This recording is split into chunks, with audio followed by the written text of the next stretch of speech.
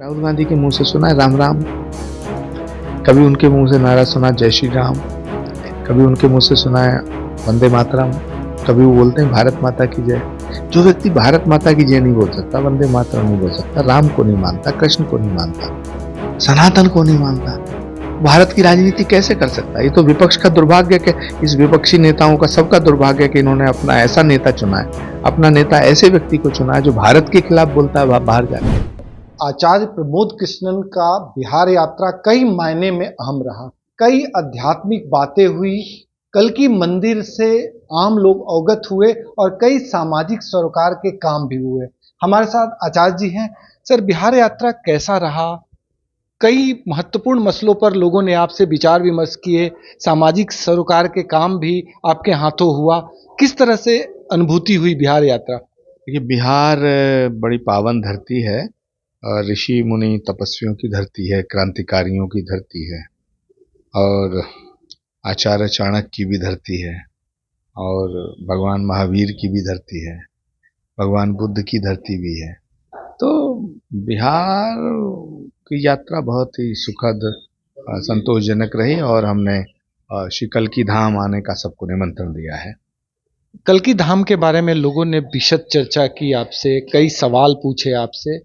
एक सवाल मेरे मन में भी है कि कल्कि अवतार लोगों के लिए एक जिज्ञासा का विषय बना हुआ है और आम धारणा ये रही है कि किसी भी अवतार के पहले अधर्म का नाश होता है। तो मेरे मन का ये जिज्ञासा है, क्या कल्कि अवतार के पहले जो धरती पर अधर्म फैला है वो हालात इस बार भी होंगे? आप क्या कहेंगे आचार्य के रूप में? देखिए, अधर्म जब फैलता है तभी धर्म की पुनर्स्थापना करने के लिए भगवान का अवतार होता है। और आज धरती पे अधर्म फैल रहा है, अंधकार फैल रहा है, अज्ञानता का अंधकार और अहंकार का अंधकार। तो विषमताओं का, असमानताओं का, जुल्म का जब इस तरह बोलबाला होता है, धरती पाप से बोझल हो जाती है, तब धरती का पाप हरने के लिए, धर्म की पुनर्स्थापना के लिए, अधर्म का नाश करने के लिए भगवान का अवतार होता है। भगवान कृष्ण ने गीता में भी कहा, यदा यदा हि धर्मस्य ग्लानिर्भवति भारत अभ्युत्थानम अधर्मस्य तदात्मानं सृजाम्यहम्। तो भगवान श्री कल्कि के रूप में आएंगे, भगवान राम ही कल्कि का अवतार लेंगे, भगवान राम, भगवान कृष्ण ही कल्कि के रूप में आएंगे, संभल में आएंगे। जहां आएंगे उसी संभल में श्री कल्कि धाम का निर्माण हो रहा है। उसी संभल में प्रधानमंत्री नरेंद्र मोदी जी ने आके अपने हाथों से उसकी आधारशिला रखी। अब श्री कल्कि धाम का निर्माण चल रहा है। तो मैं पूरे बिहार की जनता से, पूरे बिहार के सनातन प्रेमियों से ये अपील करना चाहता हूँ, प्रार्थना करना चाहता हूँ कि सब श्री कल्कि धाम की उस धरा को नमन करने आए और अपने हाथों से एक एक शिला श्री कल्कि धाम में अर्पित करें। सर, कई आम और खास लोगों से आपकी मुलाकात हुई। कितनी जिज्ञासा पूर्ण बातें उन लोगों से हुई और लोगों ने कल्कि धाम के प्रति अपनी कितनी इच्छा जताई और किस तरह से उमंग दिखाया? देखिए, भगवान कल्कि का अवतार होने वाला अवतार है, भविष्य का अवतार है और सनातन धर्म के अंतिम अवतार का ये धाम बन रहा है। इसके बाद अब कोई भगवान का अवतार नहीं होगा। इसके बाद अब कोई शास्त्र पुराण नहीं लिखे जाएंगे, न वेद व्यास आएंगे। वेद व्यास ने श्रीमद् भागवत में लिखा है, कल्कि पुराण, भविष्य पुराण, स्कंद पुराण में, कि भगवान का पूर्ण अवतार श्री कल्कि के रूप में संभल की धरा पर अवतरित होगा।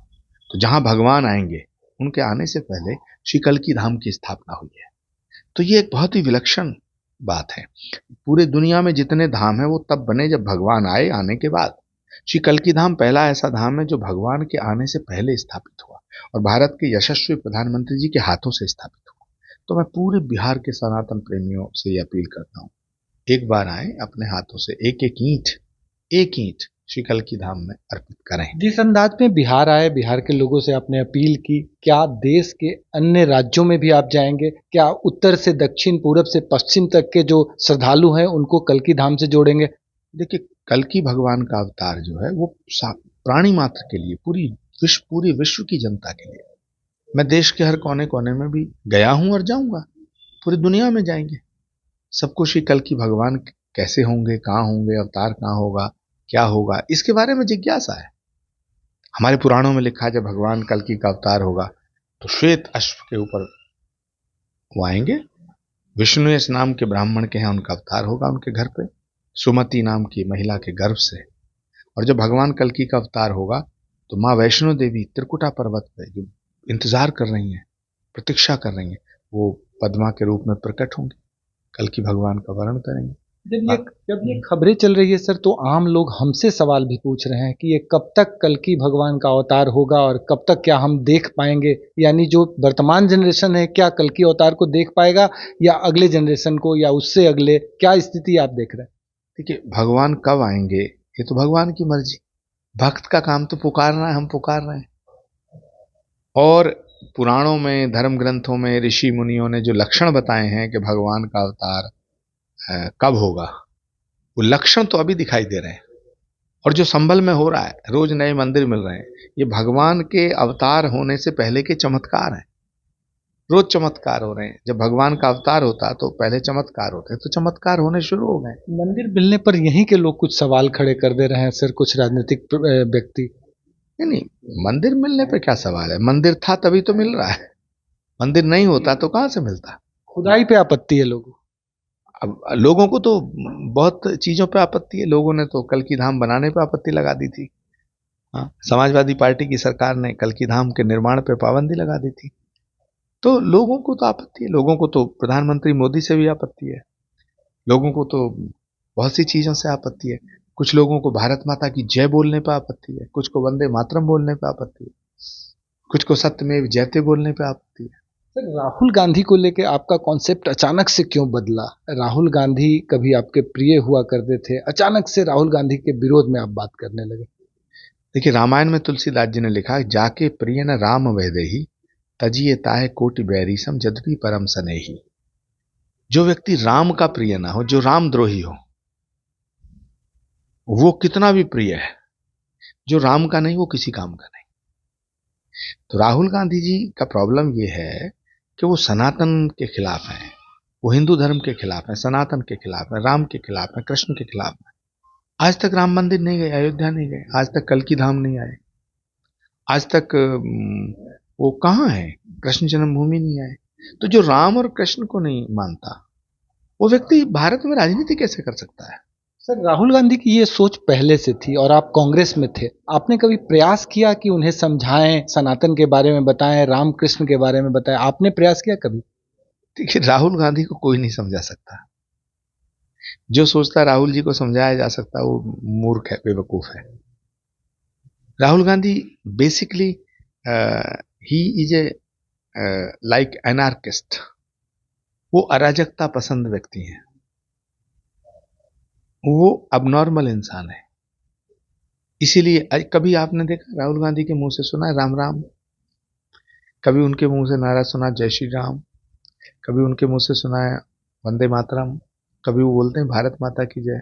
जो व्यक्ति भारत माता की जय नहीं बोल सकता, वंदे मातरम नहीं बोल सकता, राम को नहीं मानता, कृष्ण को नहीं मानता, सनातन को नहीं मानता, भारत की राजनीति कैसे कर सकता है? ये तो विपक्ष का दुर्भाग्य है कि इस विपक्षी नेताओं का, सबका दुर्भाग्य है कि इन्होंने अपना ऐसा नेता चुना है, अपना नेता ऐसे व्यक्ति को चुना है जो भारत के खिलाफ बोलता है बाहर जाके। दिल्ली चुनाव में उनके आने से कोई फायदा मिलेगा क्या सर? नहीं, राहुल गांधी जी पूरी ताकत से लगे हैं कि दिल्ली में भाजपा की सरकार बन जाए। इसके लिए मैं उनका आभार व्यक्त करना चाहता हूँ। क्या लगता है राहुल गांधी कूदेंगे तो भाजपा को फायदा होगा? अब ये तो राहुल गांधी जी से पूछिएगा, लेकिन फिलहाल मुझे लगता है कि राहुल गांधी जी पूरी ताकत से अरविंद केजरीवाल को हराने में लगे हुए। कुंभ पे है एक सवाल सर, कुंभ को लेके आप क्या सोचते हैं? क्या लगता है कि कुंभ इस बार के सनातन के लिए काफी महत्वपूर्ण है और पूरे दुनिया के सनातनी गुलबंद हो रहे हैं कुंभ के माध्यम से? देखिए, बहुत सनातन का बहुत बड़ा उत्सव है महाकुंभ, और सनातन की परंपराओं का, सनातन की संस्कृति का, सनातन की सभ्यता का, यानी कि भारत का उत्सव है महाकुंभ। हमारी भारतीय संस्कृति, सभ्यता और संस्कारों का मिलन है। भीड़ का नाम कुंभ नहीं है। तो कुंभ में जाने का मतलब है कि भारतीय अध्यात्म को समझना, त्याग तपस्या बलिदान को समझना, सत्य अहिंसा करुणा प्रेम को समझना, अनेकता में एकता को समझना। जो अनेकता में एकता को समझेगा वही भारत को समझेगा, वही भारत की संस्कृति को समझता है। विश्व बंधुत्व और वसुधैव कुटुंबकम के उद्घोष को आत्मसात करने का नाम महाकुंभ है। तो इस कुंभ में जिस तरह से भीड़ अधिक हुई है, ज्यादा से ज्यादा लोग पहुंच रहे हैं, तो क्या लग रहा है सनातन के प्रति लोगों का प्रेम जगा है या एकजुटता वाली हालात है?